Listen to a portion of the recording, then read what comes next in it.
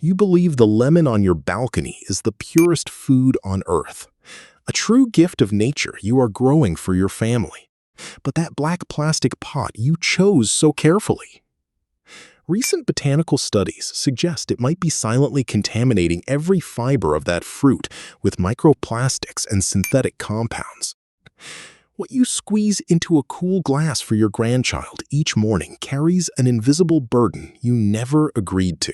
Today, we will uncover the evidence, and I will show you how to replace this hidden threat completely, safely, and without spending a fortune. Look around your balcony or porch right now. I know many of you cherish a potted dwarf lemon or a tiny apple tree, its slender branches bending under bright, ripe fruit. You brought it home, placed it in a beautiful sunny corner, watered it daily, and dreamed of decades of harvests. That feeling was wonderful. But then, the second season passed. The third. Green leaves began yellowing at the edges. Branches turned dry and brittle. No matter how much expensive fertilizer you bought, no matter how often you moved it, the tree slowly slipped away from you. It was exhausted. My dear friend, Alex here. Please believe me, it is not your fault. You did not fail at gardening. We simply live in a time where waiting has become a luxury. The nursery industry understands our impatience. They crossbreed. They patent genetic codes. They create rootstocks that stunt root development, forcing all the tree's meager life energy into blooming and bearing fruit in its very first year. But nature never works that way. A tree needs time to anchor its roots deeply before stretching its branches to the sky. I still remember the sad eyes of a neighbor last autumn. She told me she felt exhausted. Every 2 or 3 years, she had to spend hundreds of dollars replacing the potted trees on her porch because they kept dying, one after another. The money was one thing, but the helplessness of watching a life wither in your hand that wears away the pure joy of gardening. We turn to plants to heal our souls, not to take on more anxiety and lifeless bills. This morning, I want to invite you deeper. Let's temporarily forget those highly commercial black plastic pots. We will return to a slower, more grounded way of gardening. We will learn to listen to the language of roots, to understand the soil, and to discover how a garden can heal itself and bloom for decades the way it was always meant to. Come, sit with me here in this little porch corner. Under the shade of the old oak, I have a worn wooden table where I still repot new seedlings. Look at this. This is the industrial black plastic pot that most of us bring home from garden centers. Lightweight, convenient, shiny black, and seemingly neat.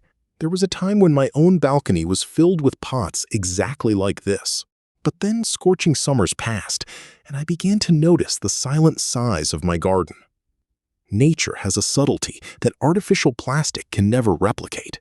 When the harsh July sun beats down on an unshaded balcony, this thin black plastic turns into an oven. It absorbs every ounce of heat. Inside, right against the inner wall, live the young, delicate feeder roots, as fine as white threads. Instead of being gently kept warm, those roots are forced against a boiling hot plastic surface. They become stunted, shriveled, dried out. I call this root burn. It is why your tree suddenly wilts in summer even though you water it faithfully. The water is there, but the roots have lost their ability to drink it. Yet that burning heat is not the saddest part. Imagine under day after day, month after month of UV rays, these plastic pots begin to turn brittle and invisibly degrade. Tiny microplastic particles, along with plasticizing compounds, slowly leach out and soak deep into the moist potting soil every time you water. And whom does that soil embrace? It embraces the roots of the lemon, the apple, the very trees from which. Next autumn, you will pick fruit to squeeze a cool glass of juice for your children or bake a fragrant pie. The silent pollution seeps up from the roots, travels through the sap, and enters deep into your family's meals. We cherish the garden to find peace of mind, yet inadvertently nurture anxieties right beneath the gentle soil. Not to mention, the potting soil that comes in these plastic pots is often sterile. They sterilize it to kill pathogens, But in doing so, they completely wipe out the wondrous symbiotic mycorrhizal fungal network. Do you know mycorrhizae? It is a network of gossamer fungal threads that stretch out for meters to forage for water and trace minerals, then bring them back to feed the tree roots. Without this network, the dwarf tree's already weak roots become even more isolated. They are kept under house arrest, wandering around for food in a cramped space, completely severed from the life of the underground. But even that isolation is not the deepest wound.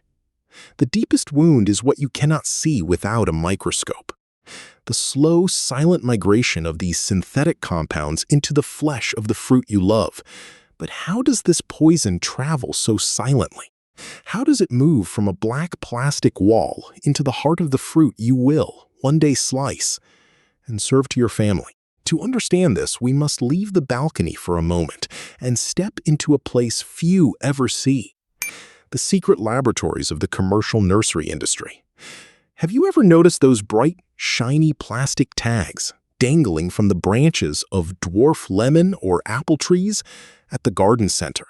On them, besides the images of inviting, juicy, ripe fruits, there is usually a very small line of text printed at the bottom corner: patented variety, propagation prohibited in any form.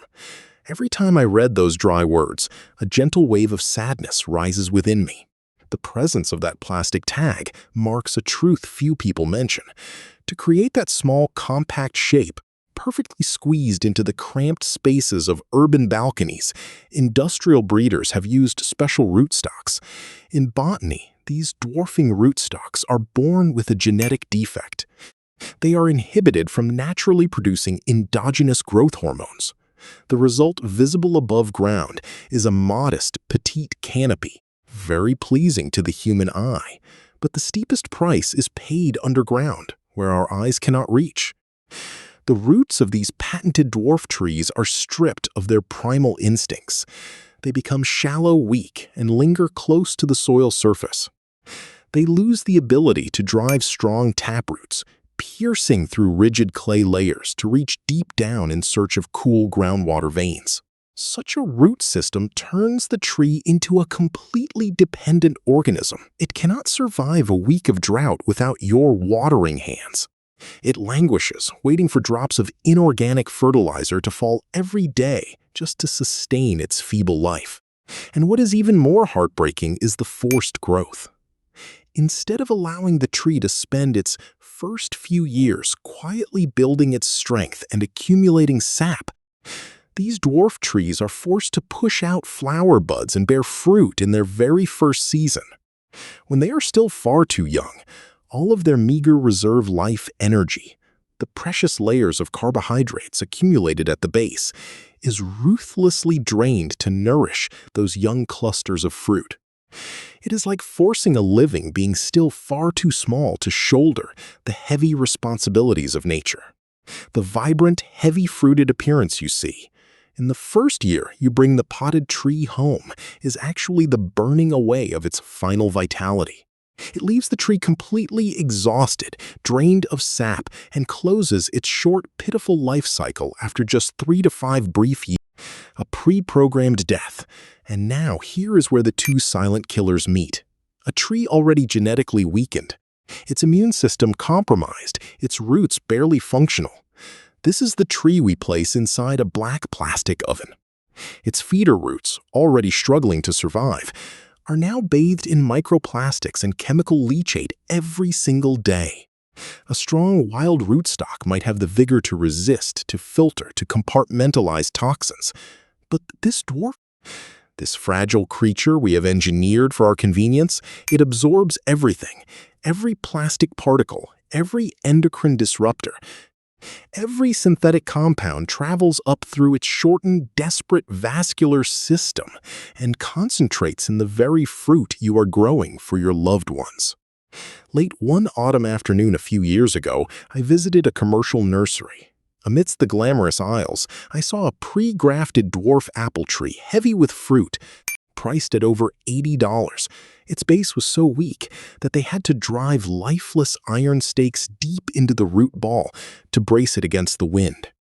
I stood there for a long time, smiled gently at the salesperson, and decided to turn and walk away. The mass cloning of these patented tree varieties also creates gardens devoid of genetic diversity. With just one harsh frost or a passing mold outbreak, all those trees carrying the same fragile genetic code will fall, one after another. You are not buying a tree. You are buying a ticking clock, a beautiful fruit-laden, 3-year clock counting down to a withered stump and a family meal laced with questions you never thought to ask. But I did not walk away from that nursery empty-handed. I walked away with a resolution. I decided to return home and nurture something different. A wild seed, a feral rootstock carrying the primal vitality of nature. Yes, growing a wild rootstock requires patience. You cannot taste the sweetness of the fruit that very same summer, but in return, you are nurturing a true life force, a living legacy. Your wallet will no longer empty out from the constant fear of buying replacement trees. Your shoulders and spines get to rest because you no longer have to bend over clearing away withered, dying potted plants. And most importantly, there is a tranquility in your soul, knowing for sure that the green sprout you care for each morning is not programmed to fade away. It will be there, enduring and resilient, and it will never secretly deposit plastic into the food you place on your family's table. Now let us take the next step together. We have seen the problem. We have seen the hidden killers. The question now is simple. How do we build a garden that heals instead of harms? The answer lies in materials that breathe, in an art form almost 2 centuries old, and in a dance with gravity that requires no chemicals at all. So what should we do?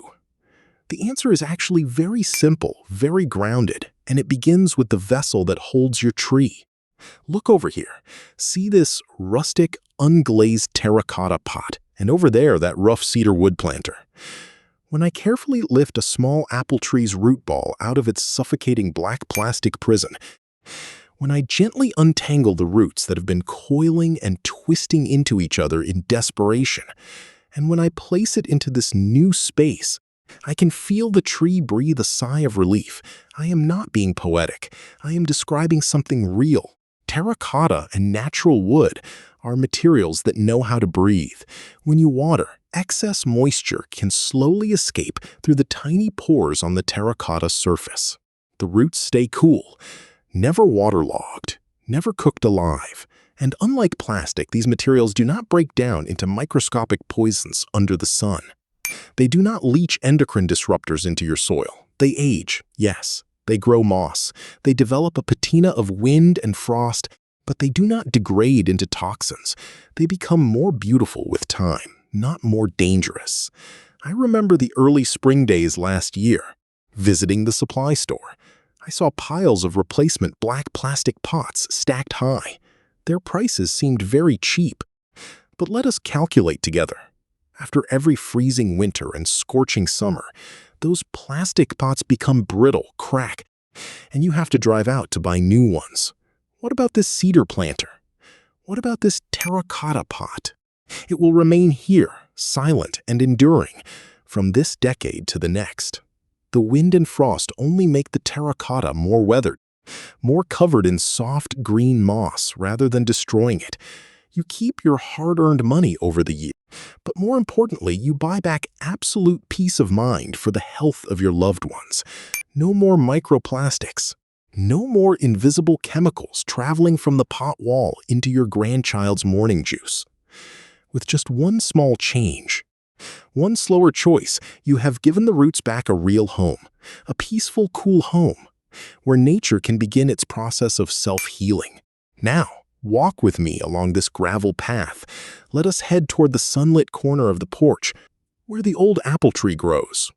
And here, I want to show you something that changed my entire understanding of what a small space garden can be. When you do not have a vast farm, when all you have is a balcony or a small patio, the modern world tells you the only solution is to cage a tree into a plastic pot and force it to become a weak dwarf. But nature offers us a much broader, much older path. It is called espalier, the art of training trees flat against a wall. An art passed down from the 19th century, nearly forgotten, but desperately needed today. Look at how this wild apple rootstock, which I grew from seed many years ago, gently leans its back against these old red bricks. This is not restraint. This is not coercion. This is an embrace. On those frosty winter days that envelop the garden, this brick wall is not just an inanimate fence. Throughout a long, quiet day, the bricks diligently absorb every rare, warm ray of the sun. Then, as night falls and brings bone-chilling cold, the wall slowly radiates a layer of soothing warmth, a microclimate that keeps every living capillary inside the rough bark of the apple tree from freezing. A grounded heating system that costs no electricity, requires no plastic sheeting, no exhausting winterizing ritual every time the wind howls. And here is the most miraculous secret that 19th century gardeners passed down to us. Do you see these apple branches stretching horizontally, parallel to the ground? Instead of buying $40 bottles of growth-inhibiting chemicals, instead of spraying pungent smells over the leaves to force the tree to stop growing tall, we simply need to listen to the language of gravity. In nature, a growth hormone called auxin always concentrates at the highest tips of the branches, urging the tree upward toward the light. But when I carefully use a rustic jute string, just a roll of harmless, rough string instead of brutal plastic branch clips, I slowly guide the apple branch horizontally. At this point, the growth hormone distributes itself evenly. The tree receives a signal to shift into a tranquil rhythm. The dormant buds along the horizontal branch suddenly awaken. They realize it is time to switch from growing leaves to blooming flowers. There is no coercion, no toxic chemicals destroying the soil's microbiome. No plastic clips snapping under the sun and adding to the waste. It is all just a rhythmic dialogue between human hands, the earth's gravity, and the life of the tree. And standing before this wall of brilliant white flowers, I feel a profound gratitude. When training the apple branches horizontally, all the foliage, all the flower buds, and the sweet clusters of autumn fruit obediently rest at chest and eye level. I smile, remembering the old days when my shoulders were always weighed down, my spine and knees aching from standing on tiptoe, climbing ladders to pick fruit, or hunching over to haul heavy bags of soil for those wobbly dwarf potted plants. Now, gardening has become a dance of rest, my shoulders relaxed, my back completely at ease. Every morning walking past here, I just reach out my hand, brush through the leaves, pick off a small caterpillar, or prune away a weak shoot. No ladder, no pain. The tranquility of Espalier lies not only in how it saves the tree from industrial demise, but also in how it protects the physical body and mind of the gardener. When the garden is arranged to operate smoothly with the space on its own, you finally have time to sit and drink tea, to admire the fruits of your labor rather than being an exhausted laborer in the very garden you once longed for. The afternoon sun is slowly setting behind the hill, casting a honey-gold hue over all the foliage. Now is the time for the garden to begin its transition, preparing to drift into its night's sleep. Do you hear that very faint buzzing? Those are the native honeybees, diligently visiting each pure white apple blossom we just bent along the brick wall. When we stop our brutal interference with nature, when we stop forcing dwarf fruit trees to grow fast with high-concentration inorganic fertilizers, a silent miracle occurs.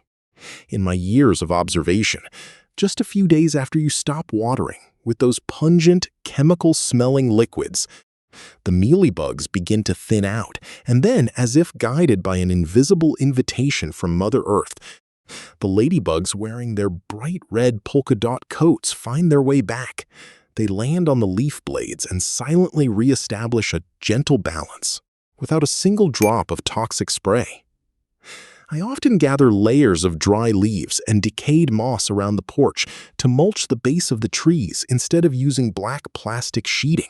That soft mulch keeps the moisture from evaporating under the harsh, dry sun, and if you gently sweep that layer of leaves aside, You will see the earthworms tirelessly tumbling about. They drill tiny holes, bringing air down to nourish the fragile young feeder roots. We do not garden alone, my friend.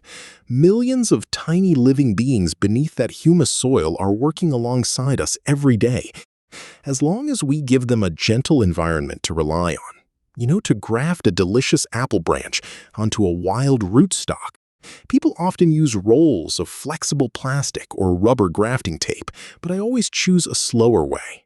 I melt a little rustic beeswax mixed with pine rosin, then carefully brush a thin layer to embrace the newly cut cleft grass. That layer of beeswax creates a natural biofilm, protecting the wound from bacteria while still allowing the cambium layer inside to breathe.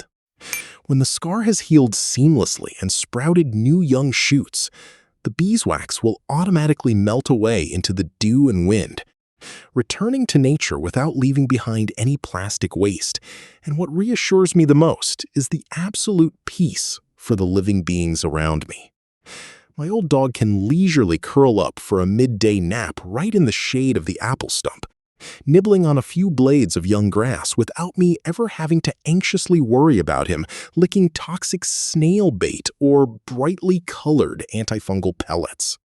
The garden becomes a safe haven, where young children can walk barefoot on the grass, use their muddy little hands to pick a ripe fruit, and bring it straight to their mouths to taste the primal sweetness of the earth and sky. There is no hesitation, no anxiety, only absolute trust in Mother Nature. Closing my eyes and taking a deep breath, I no longer smell the pungent, sharp odor of industrial fertilizer bags. Surrounding me right now is only the earthy, moist scent of the soil, the delicate fragrance of beeswax, and the soothing aroma of decaying leaves. The rough cut on the trunk of the old apple tree over there has bloomed, serving as a reminder. The place cut the deepest, if embraced and bandaged properly, will become the firmest foundation for rebirth. Over my 15-year journey, deeply connected to the soil, I have jotted down these little reflections in a diary.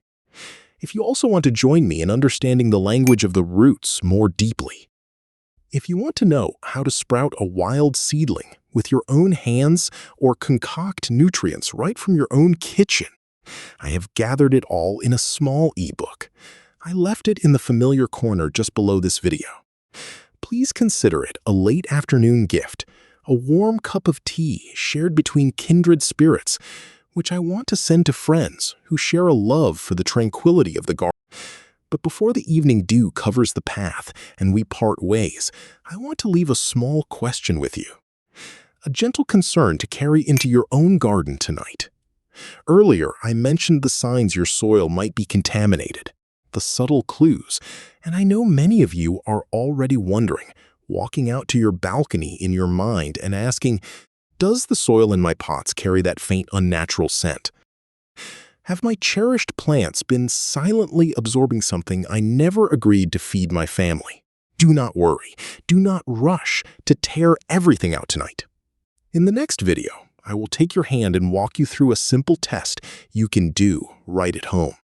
How to check your own potting soil for microplastic contamination using nothing more than a cup of hot water and a sheet of plain white paper.